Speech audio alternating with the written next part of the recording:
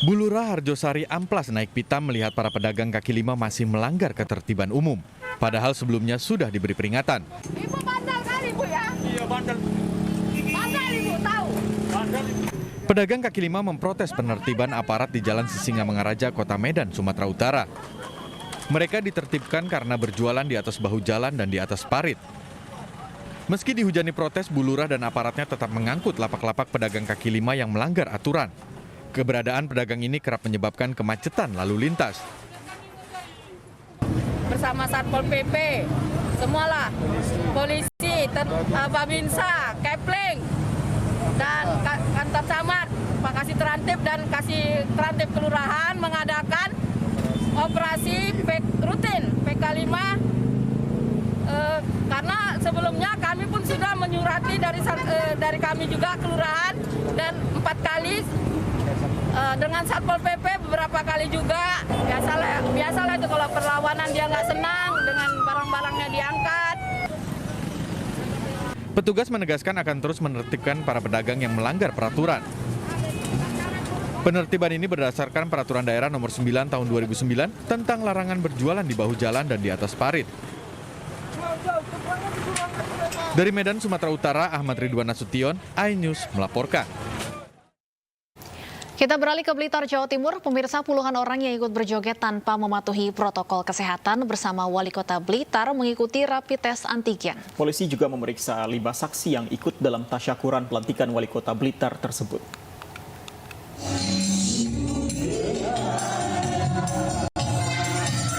Inilah video viral Wali Kota Blitar, Jawa Timur, Santoso, saat bernyanyi dan berjoget bersama para relawannya. Dalam video berdurasi 28 detik ini, Santoso bernyanyi dan berjoget tanpa mengenakan masker. Bahkan beberapa di antaranya saling berangkulan. Video ini diambil saat tasyakuran pelantikan Santoso sebagai Wali Kota Blitar Februari lalu. Usai video ini viral, puluhan relawan yang ikut berjoget bersama Santoso langsung dipanggil untuk mengikuti rapid test antigen. Sementara itu, polisi memanggil 5 orang yang ada dalam video untuk diperiksa sebagai saksi, yaitu 4 panitia tasyakuran dan seorang Satgas COVID-19 yang ikut dalam acara. Rencananya nanti kita akan panggil seluruhnya, ya, baik itu peserta, kemudian daripada yang nyanyi juga, ya. Nanti kita sesuaikan, tetapi kita akan gelar perkara dulu, ya. Nanti perkembangan lebih lanjut nanti akan kita sampaikan kembali. Berdasarkan pemeriksaan awal, acara tasyakuran yang digelar Wali Kota Blitar ini tidak mengantongi izin dari polisi maupun Satgas COVID-19. Dari Blitar, Jawa Timur, Robi Ridwan, iNews melaporkan. Sementara itu di Jakarta, artis Rizky Bilar akan dipanggil polisi untuk dimintai keterangan terkait kasus kerumunan yang melibatkan dirinya. Sebelumnya, acara pembukaan restoran milik Rizky Bilar pada hari Minggu dibubarkan Satpol PP karena menimbulkan kerumunan.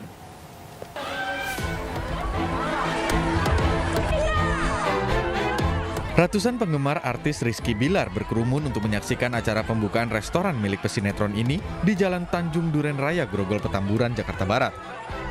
Peristiwa terjadi pada hari Minggu 7 Februari lalu. Selain menimbulkan kemacetan, kerumunan para penggemar artis Rizky Bilar juga tidak menerapkan protokol kesehatan sehingga terpaksa dibubarkan Satpol PP. Sesuai aturan PPKM, Satpol PP menyegel sementara restoran ini. Untuk saat ini kita lakukan pembubaran dan penutupan, ya.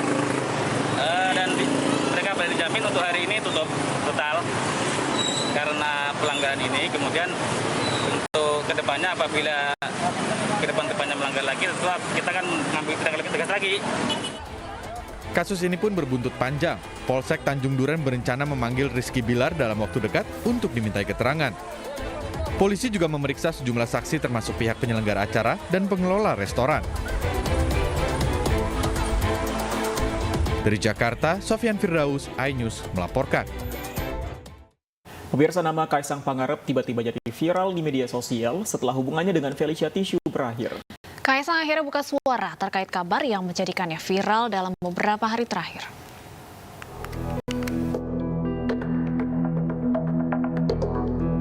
Putra Presiden Jokowi Kaisang Pangarep akhirnya buka suara terkait tudingan meninggalkan kekasihnya Felicia Tisu tanpa penjelasan. Dalam sebuah video awalnya Kaisang menekankan bahwa kabar tersebut merupakan masalah pribadi sehingga tak etis untuk diumbar. Namun Kaisang akhirnya memberikan penjelasan bahwa sebenarnya sudah mengakhiri hubungannya dengan Felicia. Ya, gimana Mas ya, itu kan masalah pribadi tuh. Masalah pribadi ngapain tuh diumbar-umbar, nggak etis. Jadi gini Mas, aku sebenarnya itu sudah ngomong untuk mengakhiri hubungan ini di pertengahan bulan Januari. Dan di waktu itu juga aku juga dimaki-maki, tapi ya wes lah, aku diem aja.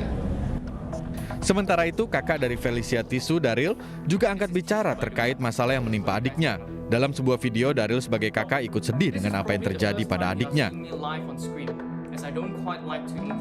But more importantly, to all women who are listening to this right now.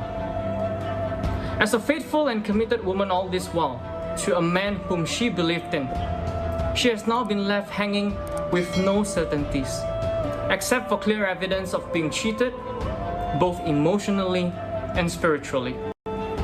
This man, whom I entrusted my sister to, has repeatedly asked for my parents' and grandparent blessings, and recently asked for my sister's hand in marriage in December 2020. Now, in January 2021, he then disappeared after informing my sister through written text that his father has agreed.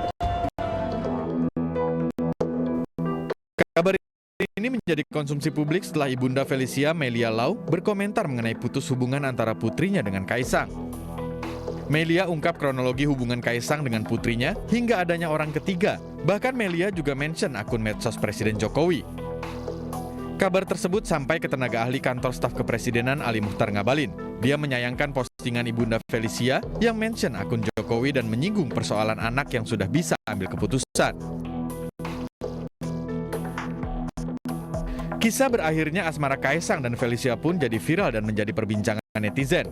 Salah satunya akun TikTok video berikut ini. Aku minta maaf banget, kita udah gak bisa ngelanjutin hubungan kita. Karena yang udah kamu tahu, kita kan beda agama.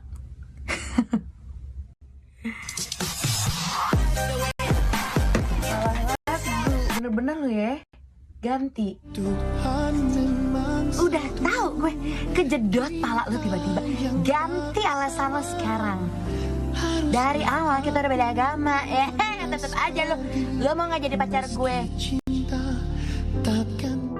Kaisang dan Felicia diketahui telah berpacaran selama 5 tahun. Keduanya kerap memposting foto kebersamaan di media sosial.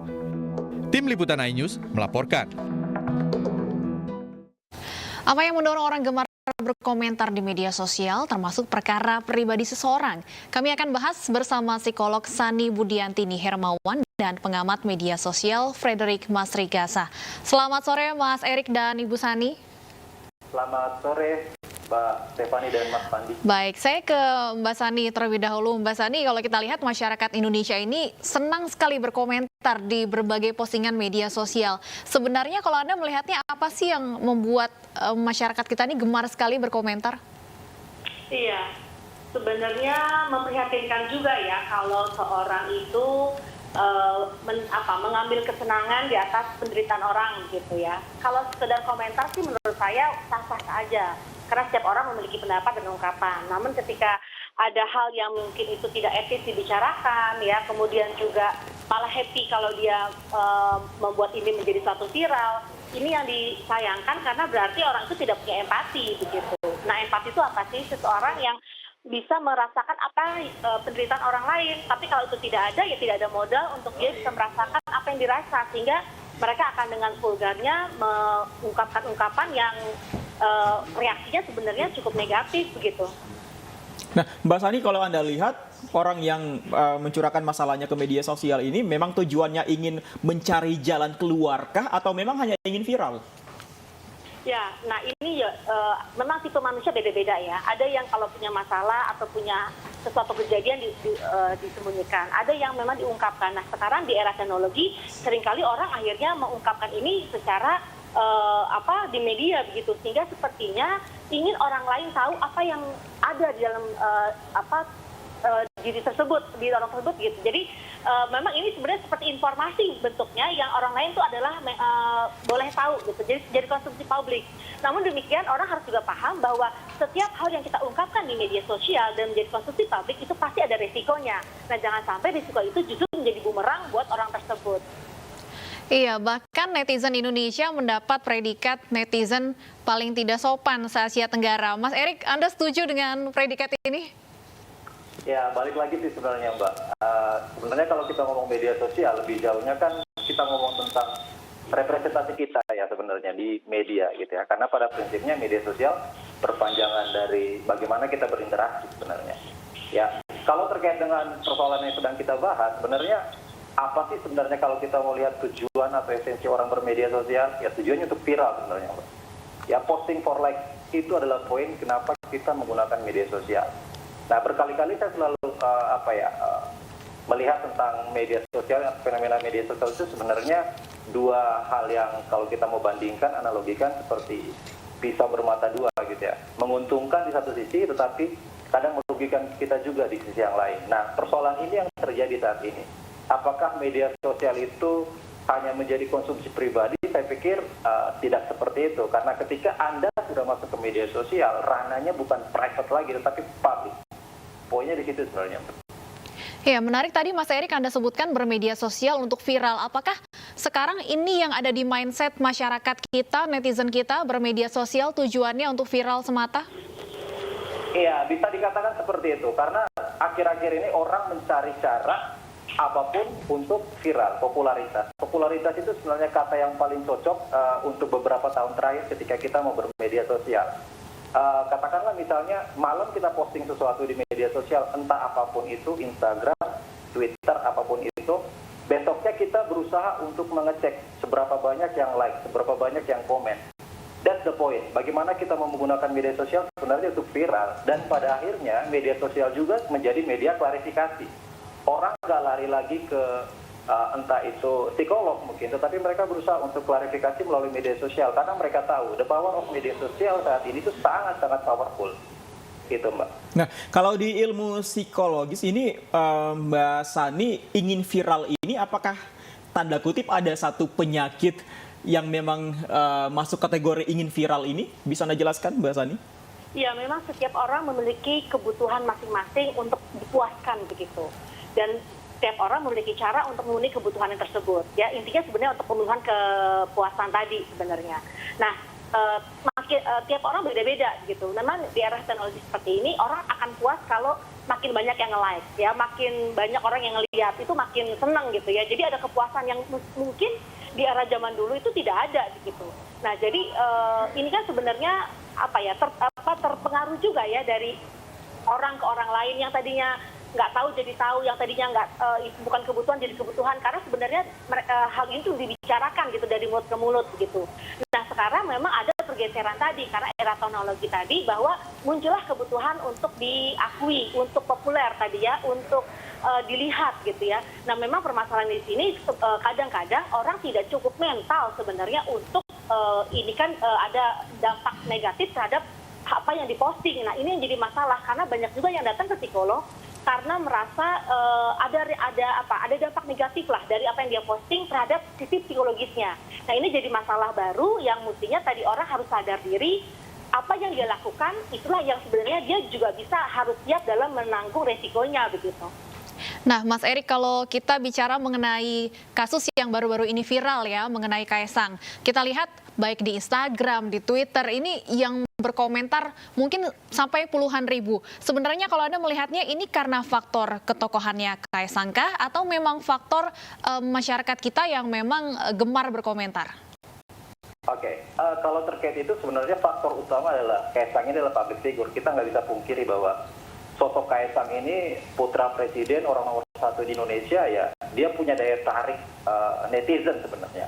apa yang terjadi di public figure sebenarnya konsumsi umum lagi, Mbak. Kita nggak bisa ngomong kalau dia sudah menjadi public figure, maka apa yang diposting adalah ya urusannya dia. Kita nggak bisa bilang seperti itu saat ini, karena virtual identitasnya itu sebenarnya sudah seperti itu. Orang pengen melihat dia tampil di media sosial sesuai dengan apa yang diinginkan oleh netizen sebenarnya.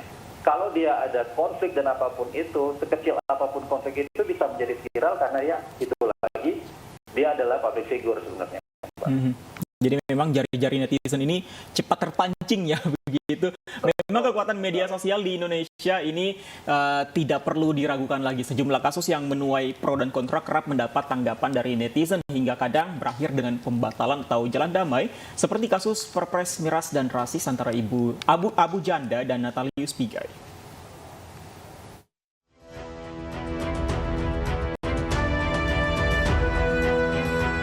Februari lalu, Presiden Joko Widodo mengeluarkan peraturan yang melegalkan miras di 4 provinsi.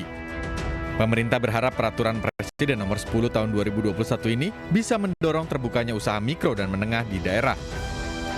Badan Koordinasi Penanaman Modal berpendapat industri miras bisa dibuat terbuka, tapi hanya terbatas di daerah-daerah tertentu saja. Namun keputusan pemerintah ini mendapat protes dari Majelis Ulama Indonesia dan sejumlah anggota DPR. Mereka menilai peraturan yang dikeluarkan Presiden Jokowi tidak mempertimbangkan dampak buruk sosial yang ditimbulkan dari minuman keras. Tak sampai di situ, di media sosial gaung perpres tentang bidang usaha penanaman modal minuman keras ini melambung. Sejumlah netizen pun memberikan komentar. Ada yang pro dan ada juga yang kontra. Bahkan tagar perpres miras sempat menjadi trending di Twitter. Setelah sejumlah pihak menolak perpres ini, Presiden Jokowi mencabut peraturan Presiden nomor 10 tahun 2021. Keputusan diambil setelah menerima masukan dari tokoh agama dan beberapa ormas. Sementara itu, akibat cuitan di media sosial, Abu Janda alias Permadi Arya dan Natalius Pigai sama-sama dilaporkan ke polisi. DPP Komite Nasional Pemuda Indonesia melaporkan Permadi Arya alias Abu Janda ke Barreskrim Polri atas cuitannya di media sosial Twitter yang berbau rasisme kepada mantan Komisioner Komnas HAM Natalius Pigai. Sementara itu, pemuda pelajar dan mahasiswa Mitra Kamtipmas melaporkan mantan Komisioner Komnas HAM Natalius Pigai ke Barreskrim Polri atas dugaan rasis dan penyebaran berita bohong. Kasus ini pun ramai di media sosial dan juga sempat menempati trending Twitter. Netizen pun ramai-ramai mengomentari kasus yang dinilai rasis ini. Akhirnya Pigai dan Abu Janda bertemu untuk meredakan konflik. Meski telah berdamai, namun kasus hukumnya masih berjalan di polisi. Tim Liputan iNews melaporkan. Nah, tidak sedikit kasus yang berubah atau bahkan ada aturan yang ditinjau kembali karena memang ramai di media sosial. Sekuat itukah media sosial, Mas Frederick? Oke, kalau saat ini kita lihat media sosial itu sebenarnya saluran kontrol publik untuk pemerintah. Kalau kita mau bilang seperti itu, jadi mekanisme check and balances itu justru saat ini sangat-sangat getol dilakukan oleh netizen. Meskipun ada sisi buruknya bahwa netizen berkomentar apapun yang terjadi di media sosial, tetapi kita harus akui bahwa kontrol dari media sosial yang dimainkan oleh para netizen itu begitu kuat bahwa tanggal 2 Februari dikeluarkan perpres, 2 Maret langsung dicabut. Karena apa? Karena mungkin kalau kita melihat cek ombaknya di media sosial, netizen itu menolak sangat-sangat keras soal ini. Jadi menurut saya yang harus kita akui bahwa media sosial itu menjadi saluran kontrol publik terhadap pemerintah. Seperti itu, Mas. Iya, Mbak Sani, tidak jarang juga kemudian cekcok di media sosial berakhir saling lapor. Kemudian kita juga sering ya melihat netizen ramai-ramai membuli kasus tertentu atau oknum tertentu. Ada efek psikologisnya kah kepada orang-orang yang terkait? Iya, sangat ya. Jadi sebenarnya memang kita harus cakap bermedia. Cakap bermedia itu adalah kita harus matang dalam melakukan suatu keputusan yang adanya muncul di media begitu. Nah, seringkali di sini adalah orang tidak sadar gitu loh bahwa ini bisa berakibat yang fatal. Akhirnya menjadi cekcok dan bahkan ada juga yang akhirnya dilaporkan kan ke ranah hukum begitu. Jadi kalau saya melihatnya media itu betul sekali ya menjadi sangat menurut saya punya kekuatan yang luar biasa saat ini dalam mengendalikan atau mengontrol berbagai macam kegiatan di dalam masyarakat. Namun demikian, kalau menurut saya jangan sampai orang tidak berpikir kritis begitu. Jadi saking ikut-ikutan karena viral dan ngetop sesaat ya, akhirnya justru berakibat yang tadi fatal tadi. Nah, di sini juga yang saya ingin sampaikan bahwa bagaimana kita bermedia yang cakap itu dan juga saling memberikan pengaruh positif gitu. Jadi beramai-ramai bagaimana bermedia itu dengan menggaungkan hal positif. Jadi bukan justru menggaungkan hal yang negatif. Nah, sayangnya di Indonesia kebanyakan masyarakat itu lebih banyak mengimitasi perilaku atau meniru perilaku itu yang negatif karena lebih gampang tercerna, lebih ketangkep maksudnya. Tapi sebenarnya itu banyak negatifnya gitu secara informasi maupun salah informasi, jadi misleading dalam informasi. Harus berperilaku positif. Kalau pengamatan Anda, Mas Frederick, apa yang harus dikurangi dari netizen Indonesia apalagi setelah mendapat predikat sebagai netizen paling kurang sopan begitu? Oke, kelemahan kita bangsa Indonesia sebenarnya, Mas, adalah kurangnya literasi media atau literasi digital sebenarnya. Kalau kita mau akui ya, bahwa mungkin kemampuan kita untuk berhitung, membaca itu mungkin sudah bagus, tetapi bagaimana kita berhadapan dengan media baru ini, itu yang masih harus dipelajari terus-menerus. Dan menurut saya sepakat bahwa ketika kita mau bercakap media, maka kemampuan yang paling dasar yang harus kita miliki adalah literasi media. Nggak bisa nolak. Nah, persoalannya adalah setelah kita menjadikan media sosial sebagai saluran komunikasi, kemudian saluran kontrol terhadap kebijakan publik, lantas apa? Kita apakah tetap bertahan bahwa sesuatu yang sifatnya clickbait kita suka, atau mungkin kita harus lebih dalam melihat apapun yang dipublish melalui media sosial. Jadi literasi media menjadi sangat penting saat ini, Mas. Kurang lebih seperti itu.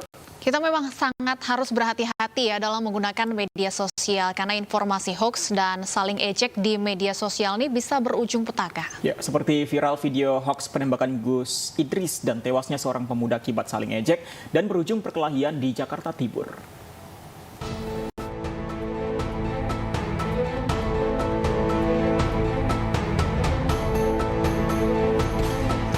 Video yang beredar di masyarakat di mana pengasuh pondok pesantren Thoriqul Jannah di Malang, Gus Idris, diduga tertembak saat menuju mobilnya sempat viral di media sosial.